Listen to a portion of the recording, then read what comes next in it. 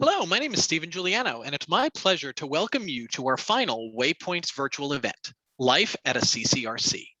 The Waypoint series of virtual events was developed by Presbyterian Senior Living to help you navigate the senior living journey, and we're looking forward to sharing a lot of information with you today. Today's presentation is being recorded, and a link to access the recording will be sent to all participants after the event, allowing you to access the recorded content at any time. Today, we are honored to have a group of PSL community residents here with us. Throughout the event, you will have the opportunity to submit questions to our resident panel by clicking on the Q&A button at the bottom of your screen and typing in your question. We'll answer as many questions as possible during our time today. To introduce our panel, please welcome Jennifer Ciore, the Corporate Sales Director here at Presbyterian Senior Living. Thanks for being here, Jennifer. Hello, everyone. And thank you for attending our last Waypoints virtual event session. Prior to this event, we hosted 3 other sessions that included what is a CCRC, planning and downsizing for your move, and financial planning. If you are not able to make those live sessions, we do have the video recordings on our website that you can watch at your leisure. So we did poll all of the attendees that did attend the previous sessions to see what they were interested in hearing from our residents. So we do have some questions in advance that we can ask our residents. But if you think of anything during the event that you'd like to ask our resident panelists, go ahead and type it in the Q&A and we'll go through those questions if time allows. So first, let's introduce the resident panelists today. They've signed on from 6 different PSL communities. So I'll call your name, and if you can tell us the community where you live and how long you've lived there. So first we have Herb and Tony Kestenbaum. Hello. Hi. Good morning. We are from Cathedral Village, which is in Philadelphia, Pennsylvania, and we've been here 5 years. Wonderful. Next we have Marty and Alan Durbin. Hi, my name is Alan Durbin, and we've been at Ware Presbyterian Village here in Oxford, Pennsylvania for about 1 year. 1 year, you're newbies. Thanks for joining. Next, we have John Enck. Morning, I'm John Enck. I live at Westminster Woods in Huntington, Pennsylvania, near Raystown Lake. I am an independent living here currently. I've been here 6 years, but I've been in the health center 4 times, personal care once, and I've used every service imaginable here at Westminster Woods to get back to independent living. And I am independent living now, living with my dog. Oh, that's wonderful. And who's in the background there, John? I like your virtual background you have. I actually have a teenage daughter, and she's quite the equestrian, and her and her champion horse see eye to eye. I love it. All right, next up, Richard Kreidler and Shirlene Kodash. Yeah, I live in Westminster Village for 2 years in Allentown, Pennsylvania. And Shirlene? I live in Westminster Village, Allentown, PA, and I'm here 3 years. I'm very pleased with living here. I'm not sorry I moved in. Everyone is very friendly. That's great. All right, next up, Marianne Mclean. Greetings, everyone. Marianne Mclean from Westminster Village in Dover, Delaware. And as of October, I will be here 3 years. 3 years, great. And we have Marjorie Mosher. Hi, Margie.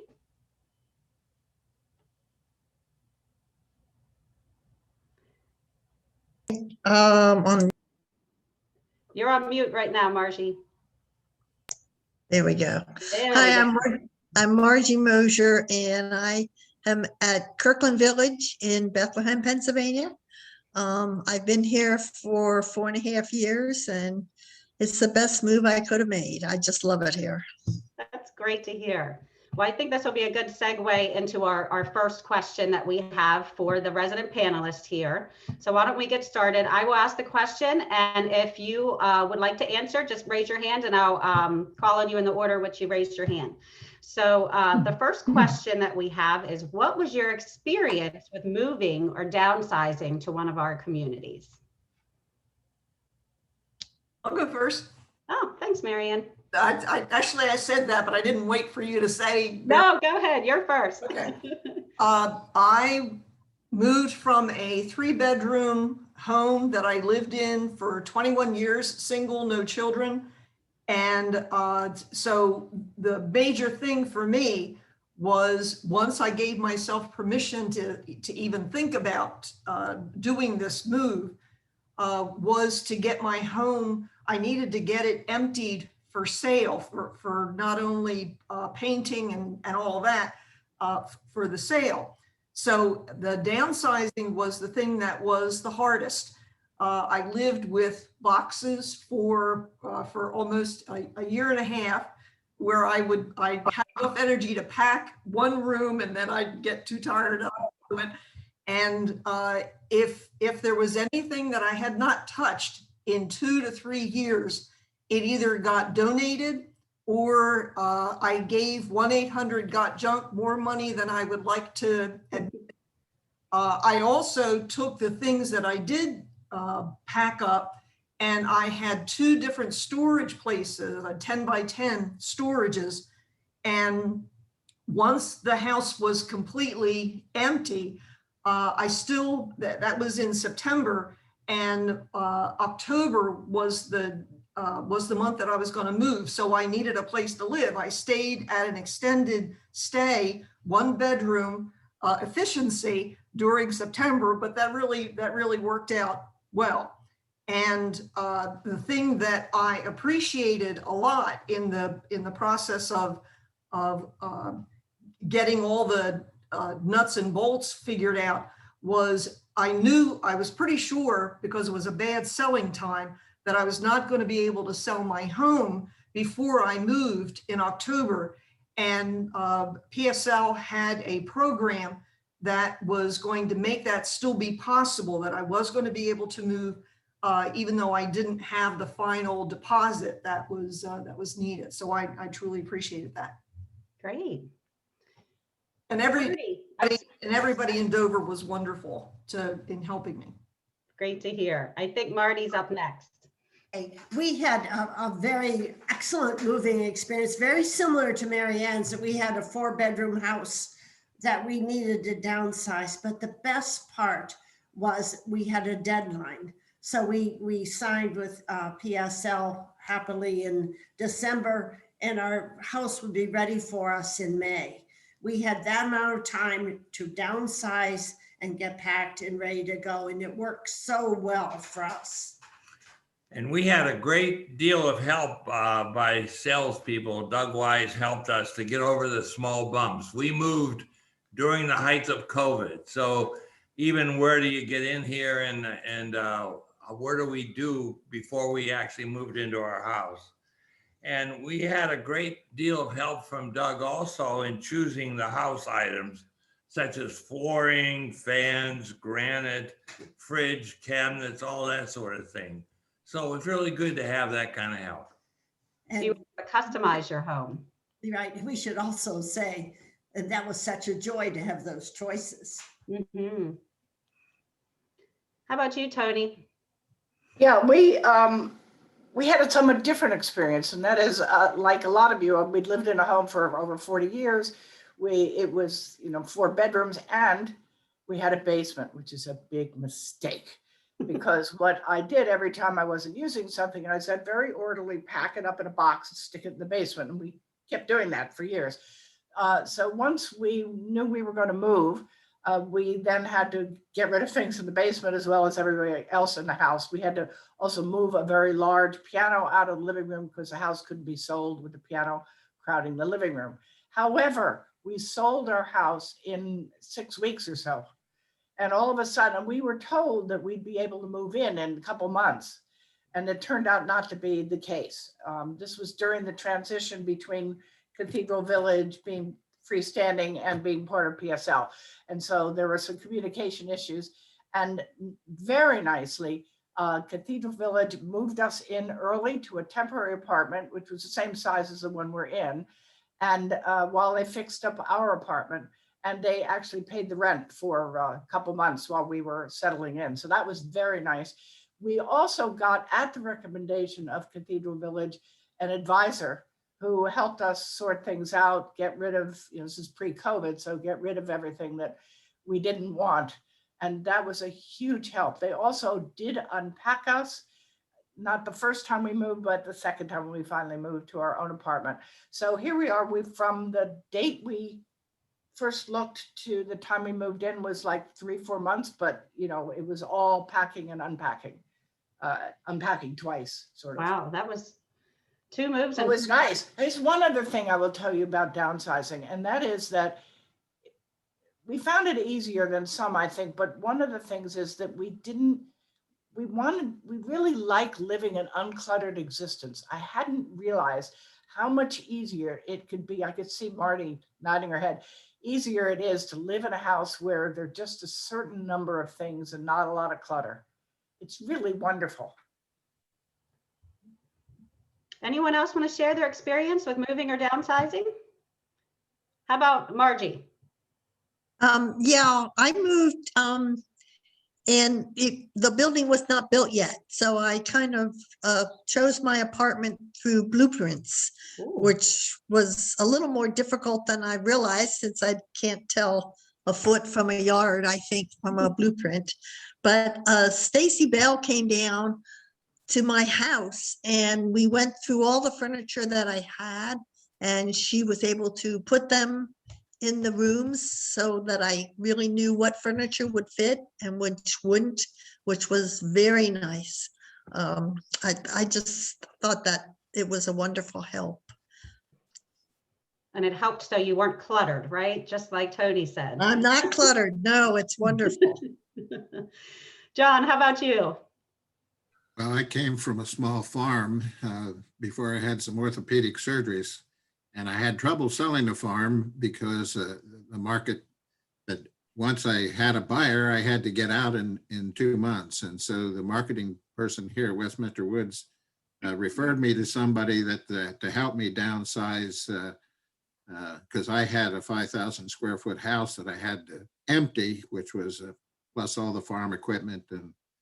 And the person was very good at helping me negotiate prices for the machinery and get everything done. It was in the middle of winter, so we couldn't even have a sale. And so I was able to get in on time, and with the help of the marketing people, it worked very well. That's wonderful. Shirlene and Richard? I was fortunate enough that my neighbor's son wanted to purchase my home, and they asked me if I was putting it up for sale. So the sale went through without going through X number of parties. So my home was sold right when I was ready to move in here. Oh, the timing was perfect. Now, Yes, did you have someone perfect. assist you with moving, Shirlene? It was fine for me because my daughter helped me, and that was a big help. Mm-hmm. And having someone younger, packing and helping me downsize and get rid of what I didn't need. Mm-hmm. How about you, Richard? How was your Well, I move? moved from a 3-bedroom Cape Cod home into a first floor apartment.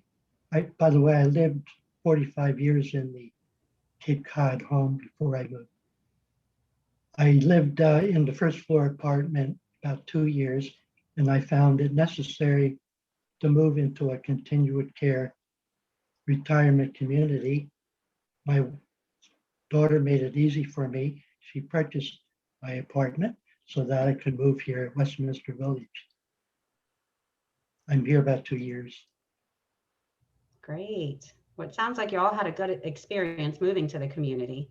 The next question I have, now that you're at the community, what is your favorite part about living at one of our CCRCs? John?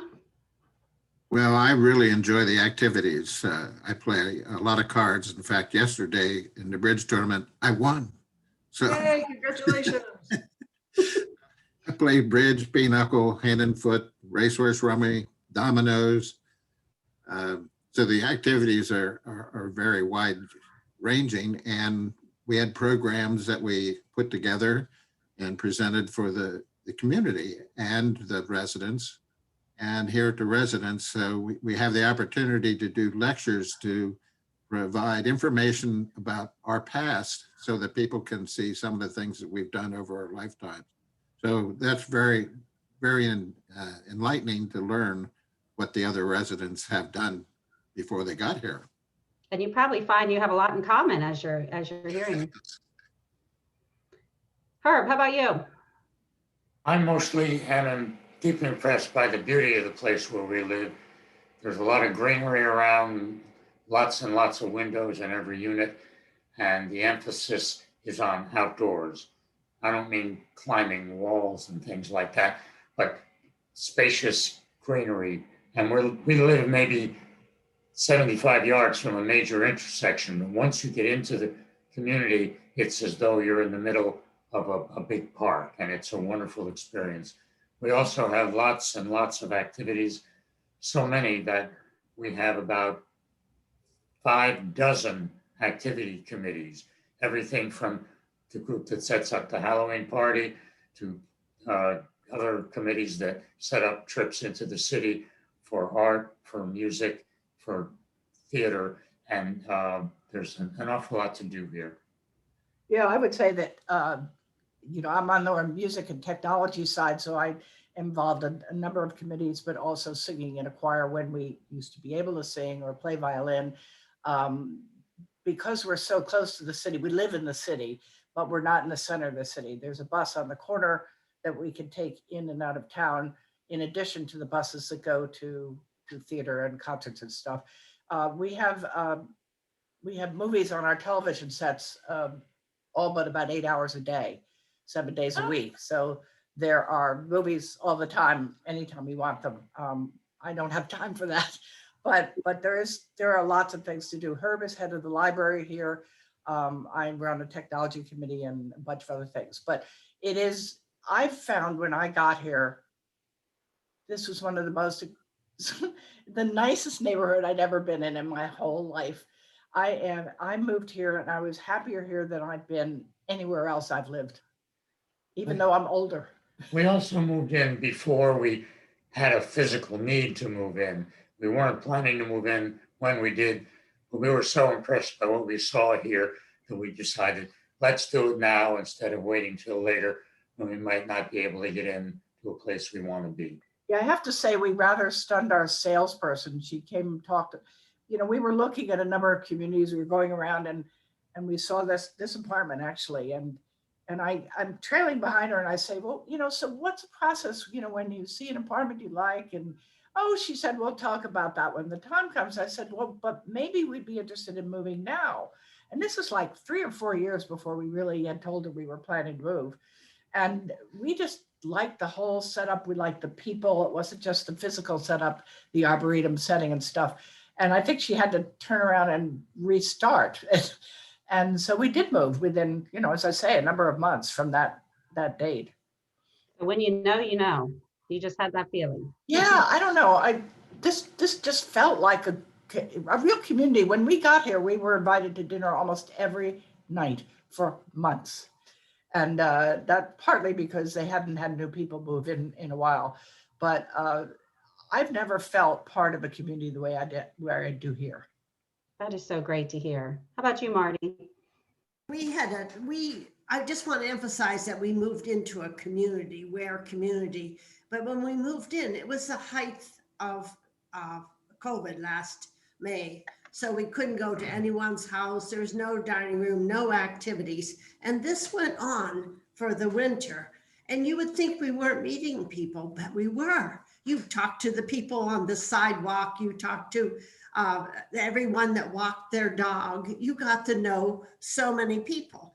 So when I broke my arm in February, I was sort of shocked and warmed by the response. I received phone calls, cards. So we moved into a caring community that it didn't even take that we were together doing things. They were caring for everyone that was here. It was just a caring community. And I'd like to say I'm not quite as outgoing as Marty is. So I like to do things. So this morning I watered. We have a really good flower. People around here are gardeners, not me, but I can water them. I can't grow them, but I can water them so that they do grow. So I like moving the hoses around, making sure they're all watered. Some of the neighbors don't like to do that, so the community does it. But there was a problem this morning and my hose was leaking. I don't have to do the plumbing, so someone else is fixing the plumbing. So it's just you can do what you want to do. You can do activities.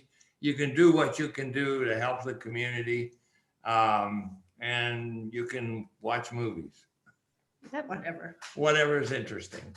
And isn't it nice that you don't have to worry about fixing that hose, that our team takes care of it for you? Marianne, I think you had your hand up next.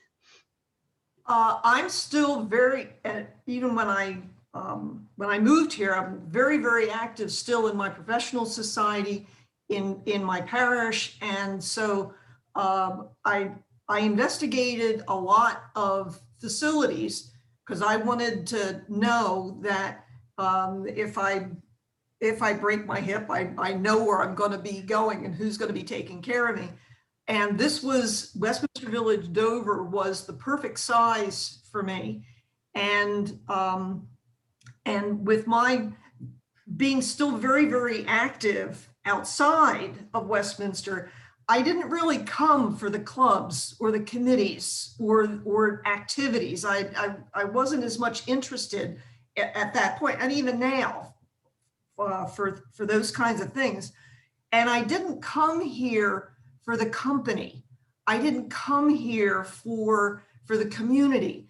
But I've been here almost 3 years now, almost immediately, I began to experience that I came into truly a family, not even a community, but a family of very, very concerned, interested individuals.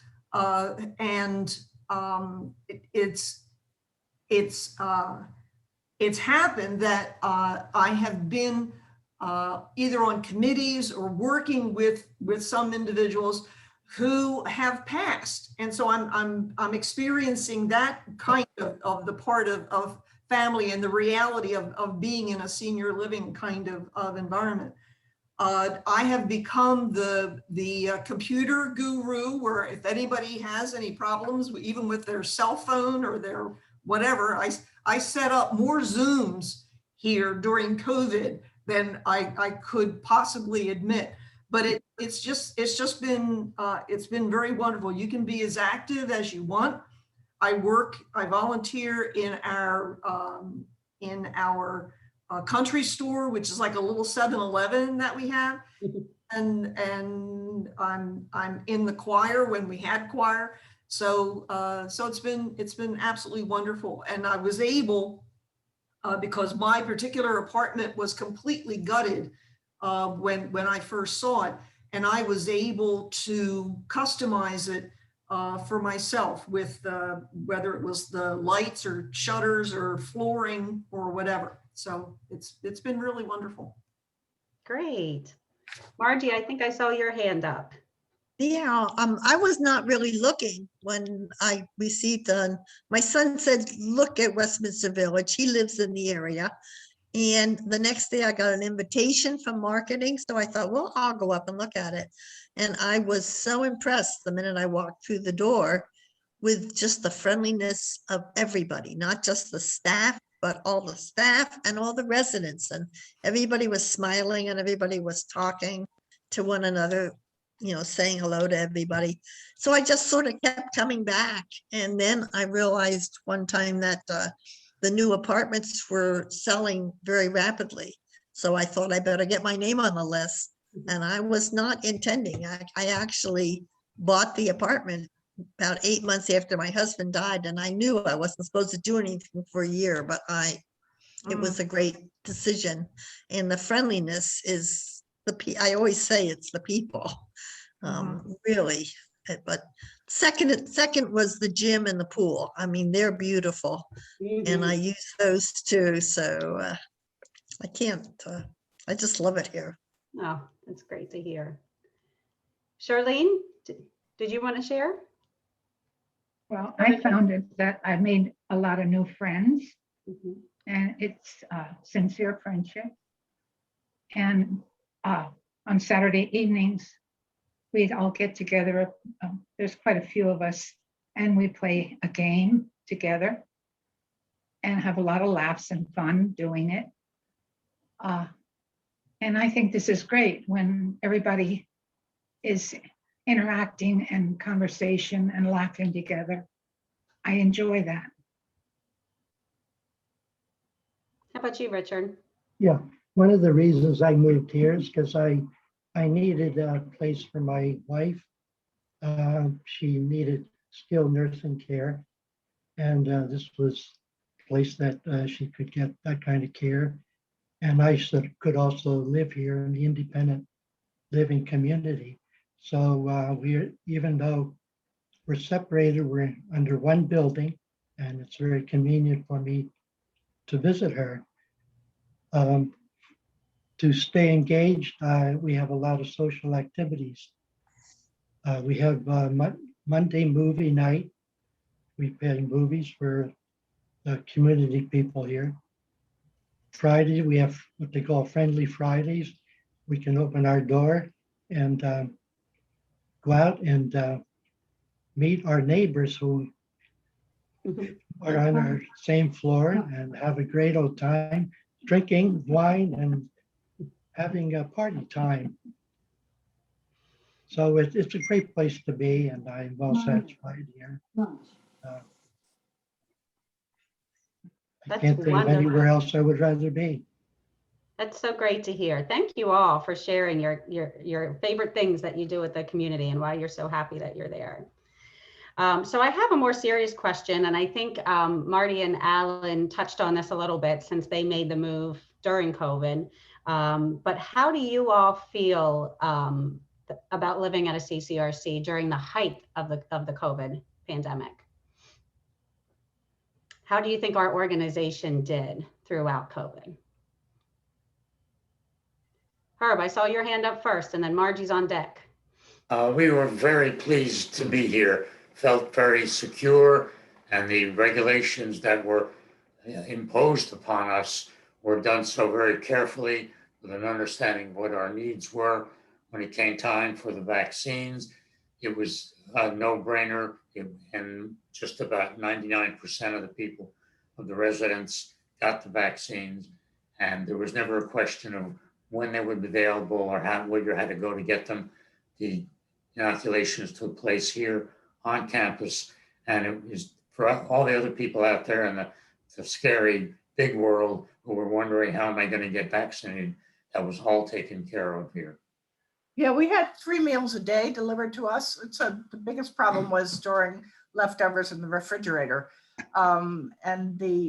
Because a lot of us are outdoors, meaning that most of us walk outside of our front door and we're in the outdoors, there was more ability to interact with people during COVID. But there were still many people here who, even before COVID, had pretty much stayed at home. That was their choice. And those people, particularly if they didn't have email, were a bit isolated. We had a number of efforts here, and I think a number of the other PSL communities, to try to reduce the isolation of those people who did choose to stay, in their own apartments during this time.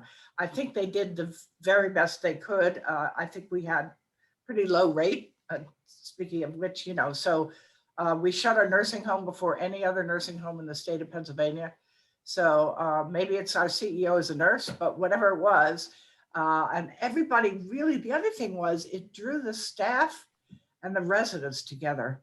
There was such appreciation between the residents and the staff, and we got to know them better. And there are more people using first names than last names as a result of a sort of bonding that went on during that period. So we're a tighter community and involving more of the staff than we used to be. Neat. Margie. Yeah. Our staff, I can't say enough good about what they did. They didn't just work in the area they were in. They did all kinds of things. The drivers were delivering packages, and the people, no matter where they worked, whether it's in the marketplace or the dining rooms, they were delivering meals. And then in between times, the people from community living may have come by with the ice cream truck sometimes, or a special little gift. And then every week they had packets of activities that we could do that were put in our boxes. They just kept us really active, and then showed over our not Channel 99. They showed all kinds of wonderful programs. There was really, you didn't feel completely isolated. And as somebody else said, we were able to, when the mealtime came, everybody kind of opened their door, and we visited with our neighbors in our doorways while we all got our meal. So it was almost a party atmosphere, even though we were isolated. The Presbyterian Senior Living's the party spot, huh? Yeah. Alan, I see your hand up. I think the whole community, PSL, did a good job of protecting their communities. But, and here at Ware, and it may have been other places too, they was a little bit more than just protecting.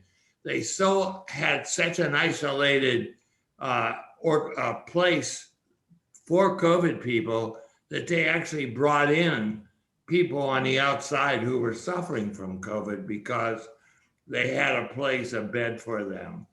And I think that Ware helped out the community in that regard. It's like a mission. Like a mission, yeah. Marianne. I have to admit that not only I, but my family was very happy that I was here during not only COVID, but we had for my first time, a tornado, a level 1 tornado that went through Dover and went all the way up to Middletown. That's about 28 miles long. And we lost about 60 trees on our property, on our 21 acres. And so my family was very, very happy that I was here, because the staff, just like for the rest of our residents, the staff took wonderful care of us. And and that was in the face of their own suffering, because there were plenty of instances where I can't speak for any other community, but if you look at the website, there were staff who were testing positive, and so they're working short-staffed, and between the health center, the assisted living, nobody in independent living. I think we only had 2 out of all of us, but none of the staff, I think, in independent living were positive. But what that meant was they were working short-staffed. And so all of that food delivery and all of that, all the maintenance things and all of the other caring things that had to happen was done with the stress on the staff as well. And they still were able to handle everything just beautifully. We have a hospitality and a visitation committee that weren't able to actually go and visit, but they took it upon, this is a resident run group. They took it upon themselves to be the ones to be calling all of the residents in our cottages and in the apartment to check up on everybody. So I definitely felt very well cared for. So great to hear. Shirlene, how about you? I'm on oxygen. It's right here.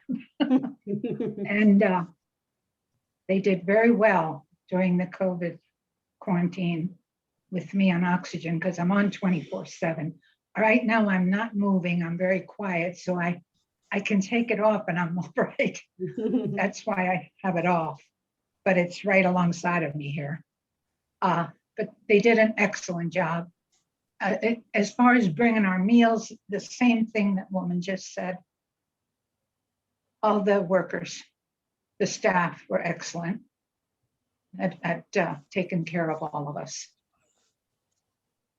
Yeah, the result of that excellent care that they gave us, we had no COVID casualties in our independent living during the pandemic. Yeah, they did a great job. I should just add that as everyone else has been attesting, the staff here was fantastic, did a great job. And we showed our appreciation for that by taking up a collection sometime in the past year, which is a big blur, to compensate these people out of our own pockets for the extra effort that they put out day after day after day. Yeah, I think we created an emergency fund that is run by PSL, but is for our people, so that if they have to stay home because someone is sick or daycare or whatever, we provide that support for them. That's what it's for. And so they have to apply for the money, but it's there. And So we were wonderful. grateful that, you know, you're not allowed to tip, and there are a whole bunch of things you can't do. And because I run this Google group where everybody communicates, we get all these, oh, I want to do it, I want to give them things, I want to, you know, and we have to get some kind of proper way of, you know, creating something that would be helpful. So can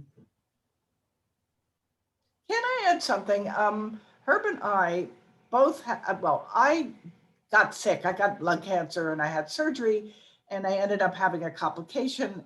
And the reason I'm mentioning this is we both came here being hale and hearty at age 74 and thought we're just going to move into this nice place and we're not going to be sick. And then we both got sick. We both had surgery. And after the surgery, because I had the complication, I was in the hospital and they weren't sure they wanted to send me home. And I said, what if he sent me back to our nursing home? And so they did. And that was a really good experience. I don't mean it was barrels of fun and do wake you up early in the morning and stuff like that. But they took good care of me, and Herb really needed relief from a week of a lot of strain and trying to take care of me and stuff like that. And I only spent about 4 days there, but they did very good preparation of bringing me back to the apartment and getting me, making sure that things were safe and that I could hold onto a bar when I took a shower. And they were just terrific. So even though we haven't had a lot of experience in the nursing home, that was really an eye-opener. And I feel better about the fact that I may need to go back. I know that John Eck has been a number of times, but that was good to know. Great, thanks for adding that. John, how did you feel being at the community during the height of the pandemic? Well, I have to reiterate, our staff did an excellent job. And of course, being an independent living, they worked very hard to keep it out. And they did an excellent job of not having anybody get sick in independent living. We get the opportunity to order a meal a day in independent living that was delivered. And many of us ordered our other food from the markets, the Giant or Weiss or whatever, and the staff went and picked it up. I mean, we didn't have to go to the store. In fact, early on, they really didn't want us to leave the campus. So they went and got these things, went and got our prescriptions. They did make sure that the people that needed to get to doctors got there safely and back. So I just can't reiterate enough. We had a complication here in Huntington. We have a major prison, and the prison really got infected with COVID very bad. And some of our staff has spouses that work in the prison. So they had to work extra hard to keep COVID, out of our organization here. Yeah. So Marty and Alan, did you want to add anything? I know you said you had people reach out to you during COVID and you got to see them from afar. Right. And I was going to also say that there were a lot of rules, but they were always communicated to us through twice a week video presentations or memos to us. We were never unaware of a change. That was always clearly communicated. And I think the other thing is sorry, I should have raised my hand. No, go ahead, Martin. I apologize. There is a PSL website, and a number of us kept up to date on what was going on, not only in our own communities, but in others. And there is information for people who are interested in PSL in any of the communities to go on the website and get information. And so, and we use it too, but I mean, I think it's even more useful for people outside. Yes, thanks for sharing that, Tony. Okay, well, those were the 3 questions that we had for the group. I'm not sure, Stephen, if we have any more questions coming into the Q&A. So we haven't had any submitted just yet, but if anyone does have a question that they want to ask, go ahead and click on the Q&A button at the bottom of your screen and you can type it in. We have about 15 minutes left here. I know at the beginning we were doing introductions. John, you had mentioned that you have a dog. Does anyone else on our panel, does anyone else have pets at all? All right, so John, Not yet. do you? Not yet. You thinking about it? We're definitely thinking about it. She named a room in our house the dog room. So Does it count that I am a god cat, that somebody had their cat die? They wanted to get another cat, but the adoption agency was concerned about the age of the cat, really young, versus the age of the resident. And so they made her find someone, if anything happened to her, that the cat would be taken care of. So I'm listed as the god cat, the god. So, but I don't have one right now. Oh, I love that. Oh, look, John changed his screen. That must be his dog. Yes. So John, could you tell us a little bit about what it's like to have a dog at the community and some of the like pet friendly spaces and things like that you two enjoy together? Well, I was very lucky because I had 4 major orthopedic surgeries since I was here. I was a large animal veterinarian and I was pretty well beat up by the time I got here. But I had friends who kept Sam while I was in the nursing facility. But he has been a great help in bringing me back to being mobile again, getting out 4 times a day. Plus, during COVID, I talked to him a lot. So, he was a very good friend, during the COVID lockdown. Yes, Tony. I'm not a cat or dog lover particularly, but I can tell you that our community promotes itself as being animal friendly. And because so many of our apartments are on ground floor, or there's really no 3rd floor apartment, so everything is very near to the ground. And because it's an arboretum setting, there's a lot of places to walk a dog, or people don't usually let their cats out. There are hawks and things around, so we don't let cats out, but dogs are out. But even we wanted a dog park. Remember, we're in the city, so it's a little different. So we wanted a dog park, and of course, that's capital funds, and capital funds are short. They're doing a lot of renovation here. That comes first. And so people contributed to a fund, and we built our own dog park. And now it's kind of fun to look over the fence and watch them. They don't all play. I thought all dogs played together, but they have to get along, I guess. But there is a dog park and people meet each other there. And of course, we see people walking dogs off our balcony all the time. So it is a very, very friendly place for animals. I wouldn't be surprised if 1/3 of our residents have dogs and cats, at least. Yeah, Marty. Where also has a dog park, and I always have a pocket of dog treats with me because that's how I meet the dogs and then their owners, and it's a great friendship maker. That's a great idea. Another thing. So Oh, go ahead, Margie. Well, I just wanted to say, we have several people here at Kirkland who their dogs go up to, well, prior to COVID, but up to assisted living and skilled nursing and did visiting with the residents up there, which has been a wonderful program. I don't have one, but I know of many. All right, so we do have a couple other questions that were submitted, and I want to try to get through as many of them as we can here. So really quick, one of the questions was, what are your thoughts in regards to the food that is served for the meals? Anyone want to talk about food and dining options at their communities? I will. Go ahead, Margie. Well, we have several different areas. We have the marketplace, which is cafeteria style.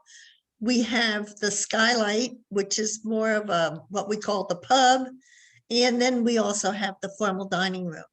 And the food upstairs is served to you, and not cafeteria. In the, in the formal dining room, there's tablecloths and all, and there's always decorations on the table. So you really get a large choice of what type of food you want. And I found the food to be quite excellent. Yes, maybe there might be a meal or two you're not real happy with, but I must admit, as a cook, there were a lot of meals that my husband, I'm sure, was not too happy with. So I think the food in general is very good. You actually serve in those dining rooms? Because we only have cafeteria style. Yes, we have service in both the pub and the formal dining room, the cherry wood. It varies by community. Right. We have a cafe sort of thing that's cafeteria and you put quotes around formal. There's nothing too much that's formal here. There's no dress code, right, Mary? Yeah, but not really, no. We have, actually, we used to have wine and cheese on Mondays and Fridays before dinner. And once the restrictions started to lift, we now have happy hour Monday through Friday, which is very nice. I do want to correct, oh, sorry. All right, I'll talk. Sorry, I'm an interrupter by nature, sorry. We do have 3 dining rooms. We just don't use them right now because of COVID. So we did have mostly informal dining rooms, plus part of which is cafe style mostly, and then a formal dining room. There's been less and less use of the formal dining room before COVID because people don't want to set a date or get a little more dressed up, even with or without a dress code.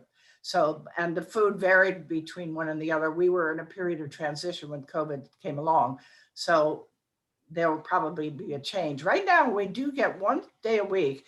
We get a very special meal cooked, a rather fancy meal cooked that most of us take home. A few people eat up there. That is very high end, and you pay a little more for it, but it's very nice. So I don't know what's going to happen here in terms of food, but.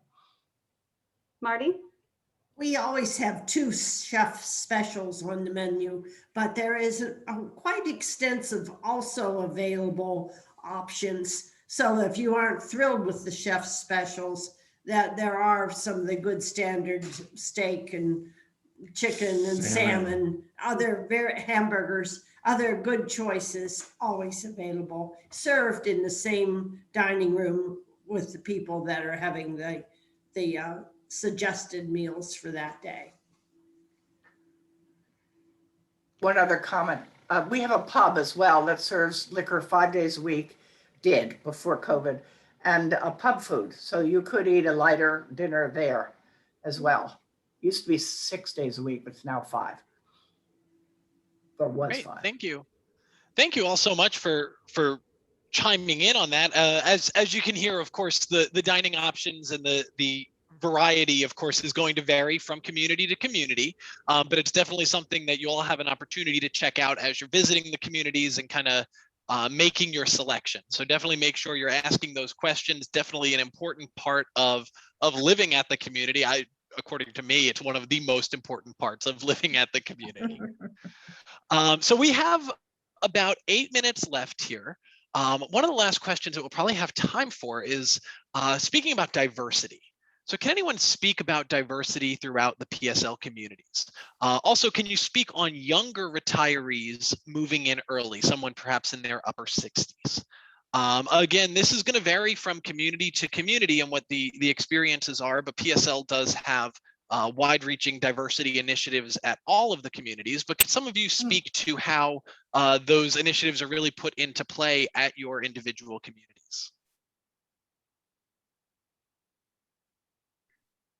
Yeah, go ahead. Really? All right. We do, I hate to put it this way, but we finally did get a Black salesperson. That may help or may not, but it's certainly part of an effort. We are in a city, after all, that has a very large Black population, but I have to say we have fairly few, meaning, you know, out of close to 300 residents, I think we have 3 African Americans, so it's pretty small. We have no Asians.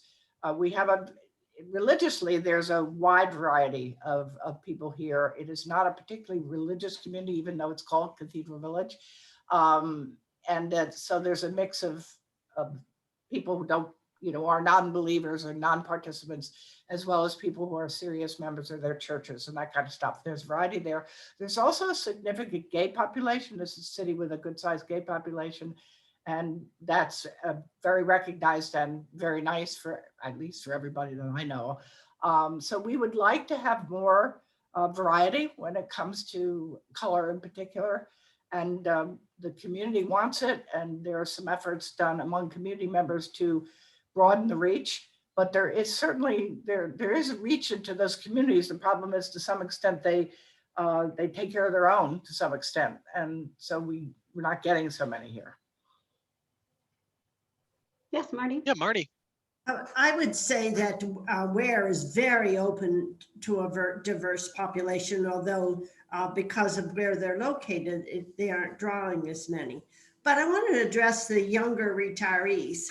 I know that Tony mentioned they were glad they moved early, and we were glad we moved before we had to too. We found a place, and our children were encouraging us to make a decision. We're glad we did. We're glad we came in healthy so we can take advantage of everything that's offered here and not give up any of our own other life. We still have our camping trailer, and we still go camping, and we still bike ride, and we still do those things, even though we're over 65, I must say, Stephen. But I think an earlier decision is comfortable. So, John? I think it's very important for people to make the decision when they're still active and doing things, because here in Huntington, the recreational opportunities outside of the campus are tremendous. You know, we have the Raystown Lake, we have lots of trails and hiking, and you know, we have Juniata College here, so we play tennis. You know, there's other activities with Juniata. We can even take courses at Juniata College. So I think the entering the community early is important because I've been in the nursing facilities and 4 times, and that's not much fun. So do it while you're active. Yeah, Tony. Yeah, I think it's important to move, not important. People don't always move in early, but if you do, the advantage is you develop a sense of community. You get friends, you do all that stuff. We watched a friend who, you know, arrived well and funny and sang in the choir and did that, and then began to deteriorate because he had a brain problem. And he remained having friends around the table. He had established relationships. It's much better to come in when you can comfortably develop relationships and not, and so that if you then need more help or people find that you can't hear them very well, they'll still sit with you. So I think that's really, really important. However, we happen to be a community that has an entry plan called Plan A, which means so people had to come in, had to pass a health test before they came in. Now we don't. We have what most of you have, which is a Plan B plan. And so you could come in at any time. And we do find that here, people are coming in at an older age because they don't have to pass a health test when they come in. I think that's true with all your communities, that you've got basically Plan B. But we have a choice of both options. But I would say that there are more people here than used to be coming in older than we were. Thank you so much for sharing those insights. I know we have more answers and we could probably talk about this all day, but we have one more question and only about 2 minutes here. So just real quick, if you could touch on, do residents have input into what activities are available? I know we had a lot of talk about committees. It seems an overwhelming thumbs up there, right? Yes. Anyone have any insights to share? Herb, did you have something? Yeah, we have a whole bunch of committees. We don't have a social director or anything of that sort. If you want to do something here, as long as it's not illegal or immoral or makes you fat, you can do it. And if you want to have a small group to speak Italian over lunch, you can do that. If you want to work on the dog park, you can do that. It's endless and it keeps on growing. And there's a resident association that is in charge of everything. So nothing happens here unless the resident association is involved. Here too. Great. I think that's pretty common. All right, well, that's all the questions that we had, and that brings us right to our 12 o'clock stop time here. So just want to thank everyone, especially our resident panel here, for joining us today. It has been fantastic to hear all of the insights that you've shared. Thank you so much for taking the time out to join us today and share those insights. Thank you also to all of our attendees today for joining us. As I had mentioned earlier, this was recorded. We'll be sharing a link with everyone to the recording after today's event so that you can go back and rewatch any of the specific pieces that you may have missed. We've gone through and answered a bunch of the questions here, either both live or by typing it into the chat. But if there's any questions that we weren't able to respond to right now, we will respond to those via email after the event. So thank you all for joining us today. We hope you enjoy the rest of your day and have a great one. Bye, everyone. Bye. Bye-bye. Bye-bye.